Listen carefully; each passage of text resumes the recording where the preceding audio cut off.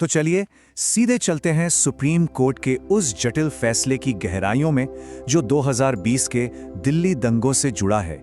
ये एक ऐसा मामला है जिसने, आप जानते हैं, नेशनल सिक्योरिटी और पर्सनल लिबर्टी के बीच एक बहुत बड़ी बहस छेड़ दी है। तो हुआ ये कि 5 जनवरी 2026 को सुप्रीम कोर्ट ने एक बहुत ही हाई प्रोफाइल केस में एक, कह सकते हैं, बटा हुआ फैसला सुनाया। एक तरफ 2 मुख्य आरोपी उमर खालिद और शर्जील इमाम, इनकी बेल मना कर दी गई और दूसरी तरफ 5 और लोगों को बेल दे दी गई। अब यह फैसला सुनते ही सबके मन में एक बड़ा सवाल उठता है जो कि पूरे कोर्ट के लॉजिक का सेंटर पॉइंट है। सवाल यह है कि एक ही केस में अलग अलग लोगों के लिए इतने अलग अलग नतीजे क्यों? तो इस फैसले को ठीक से समझने के लिए हमें यह देखना पड़ेगा कि आखिर कोर्ट ने इन आरोपियों के बीच फर्क किया कैसे, उनके रोल्स और उनके दोष को अलग अलग कैसे देखा। फैसले का जो सबसे सेंट्रल आइडिया था ना, वो ये था कि हर आरोपी एक जैसा नहीं होता। कोर्ट ने बिल्कुल साफ कहा कि किसकी कितनी भागीदारी थी, उस लेवल को देखकर हर केस को अलग से आंकना जरूरी है।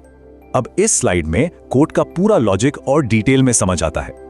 कोर्ट ने माना कि जो प्रोसिक्यूशन के सबूत हैं, उन्हें अगर ऊपर ऊपर से देखा जाए, जिसे प्राइमा फेसी कहते हैं, तो लगता है कि खालिद और इमाम ने इस पूरी साजिश में एक सेंट्रल और क्रिएटिव रोल निभाया था। मतलब बात सिर्फ शामिल होने की नहीं थी, बल्कि पूरी प्लानिंग और उसे डायरेक्शन देने की भी थी। अच्छा, तो अब आते हैं दोनों पक्षों की दलीलों पर। देखते हैं कि प्रोसिक्यूशन ने क्या कहा और डिफेंस ने क्या, क्योंकि इन दोनों ने मामले को 2 बिल्कुल अलग नजरियों से सामने रखा। यहाँ पे दोनों साइड की कहानियां आमने सामने हैं। पुलिस का कहना था कि ये एक बहुत बड़ी वेल प्लान्ड पैन इंडिया साजिश थी।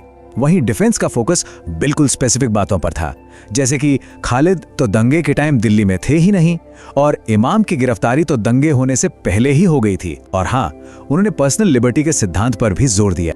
पूरी पिक्चर को समझने के लिए थोड़ा पीछे चलते हैं और उन घटनाओं को समझते हैं जिनकी वजह से ये सारी गिरफ्तारियां हुई।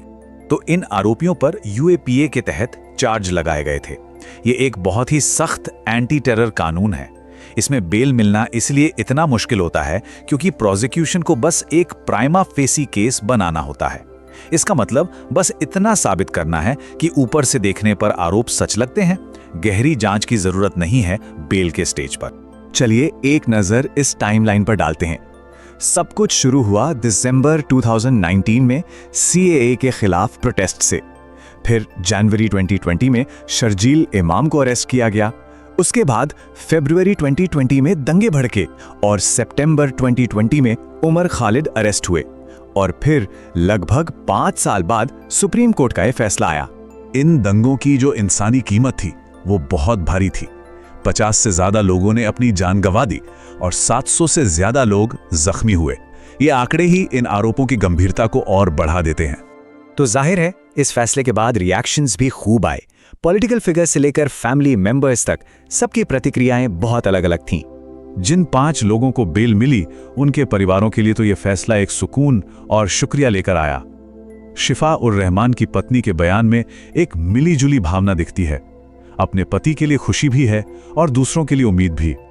और ठीक इसके उलट जिन्हें बेल नहीं मिली, उनके लिए इस फैसले का मतलब था कि अभी हिरासत में ही रहना होगा। उमर खालिद के साथी ने जो उनकी बात शेयर की, वो स्थिति को बयान करती है जिसका सामना वो अब कर रहे हैं। तो अब सवाल उठता है कि आगे क्या होगा? जो लोग अभी भी हिरासत में हैं, उनके लिए लीगल प्रोसेस में आगे का रास्ता क्या है? ऐसा नहीं है कि कोर्ट ने आगे का रास्ता बिल्कुल बंद कर दिया है। उमर खालिद और शर्जील इमाम 1 साल के बाद या जब प्रोसिक्यूशन के मेन विटनेस की जांच पूरी हो जाएगी, इन दोनों में से जो भी पहले हो, तब वो दोबारा बेल के लिए अप्लाई कर सकते हैं। और आखिर में ये पूरा मामला हमें एक बहुत ही गहरे सवाल के साथ छोड़ जाता है। सवाल यह है कि हमारा जस्टिस सिस्टम एंटी टेरर कानूनों के तहत लगाए गए गंभीर आरोपों और लंबी हिरासत के बीच बैलेंस कैसे बनाए, खासकर तब जब ट्रायल में सालों साल लग जाते हैं। ये एक ऐसी गुत्थी है जिसका जवाब आसान नहीं है।